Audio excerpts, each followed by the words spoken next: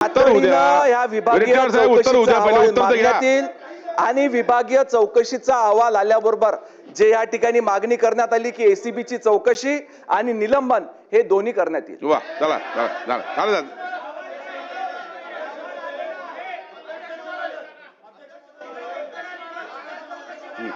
या भ्रष्ट अधिकाऱ्यांनी अध्यक्ष महोदय या चोर अधिकाऱ्यांनी डोनार्डकर नावाच्या डोनार्डकर नावाचा माणूस आहे त्याचा हायवा पकडला. हायवा पकडून तो चिमूरच्या पोलीस स्टेशन मध्ये उभा केला. 10 दिवस ऐका 10 दिवस हायवा पकडला. चिमूरच्या पोलीस स्टेशन मध्ये तो हायवा उभा होता. 10 दिवस कारवाई केली नाही.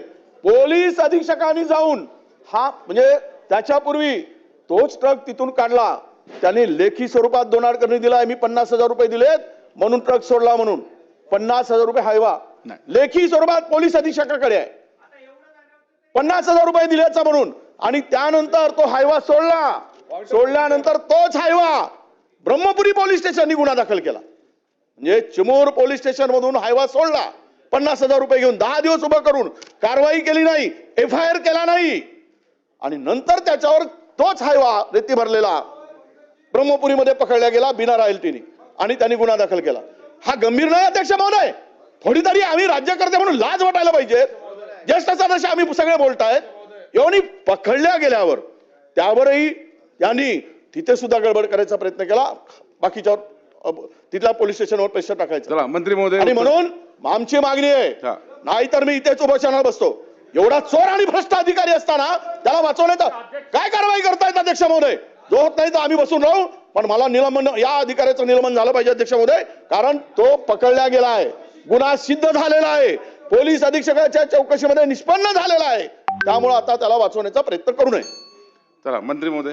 सभागृहातल्या सर्व सदस्यांच्या भावना लक्षात घेता मी पुन्हा एकदा सांगतो की विभागीय चौकशी आपल्या इथे कार्यप्रणाली आहे काम करण्याचं. प्रत्येक वेळेस तातडीनं निलंबित करणं हा काही त्याच्यावर पर्याय नाही आहे. ज्या एक मिनिट मला बोलू द्या उत्तर द्या. आपल्या इथं एक कार्यप्रणाली देखील आहे. निश्चितपणे आपण ज्या मागण्या केल्या एसीबीची चौकशी देखील त्या ठिकाणी निश्चितपणे करण्यात येईल आणि निलंबन देखील करण्यात येईल. पण त्याच्या आधी तातडीनं विभागीय चौकशीचा अहवाल शासन त्या ठिकाणी मागवेल आणि पुढील कारवाई करेल. चला हे बघा नाही बोला. नाही मी मंत्री महोदयांना एक गोष्ट गंभीरपणे एक गोष्ट लक्षात आणून देतो. बोलत आहे मंत्री महोदयांच्या एक गोष्ट अध्यक्ष महाराज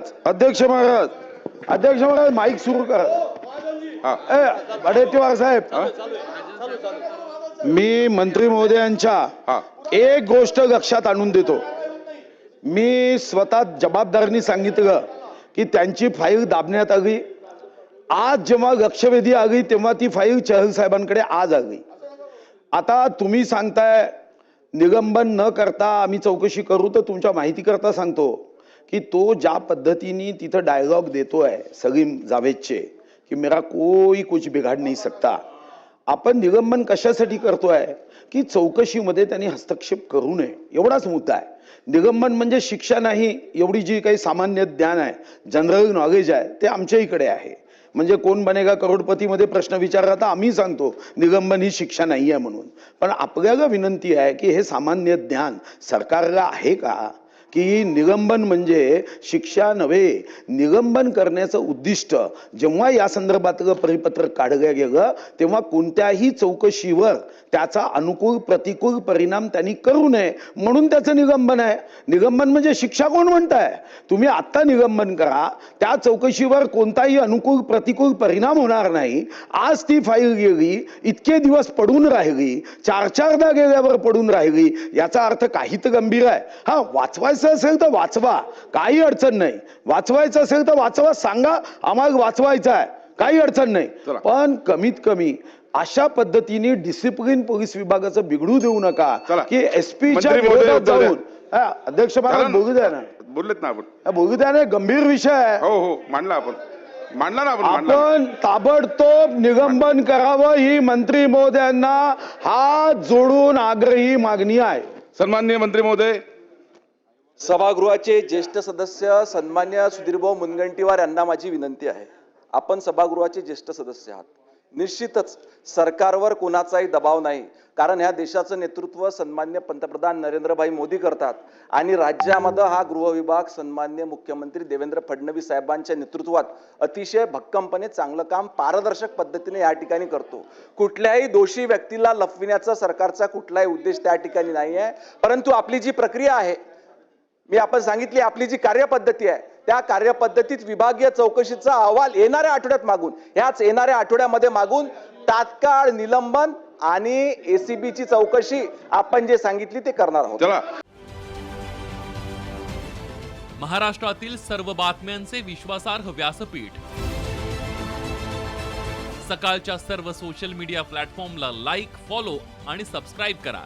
तसंच सर्व नोटिफिकेशनसाठी बेल आयकॉन प्रेस करायला विसरू नका.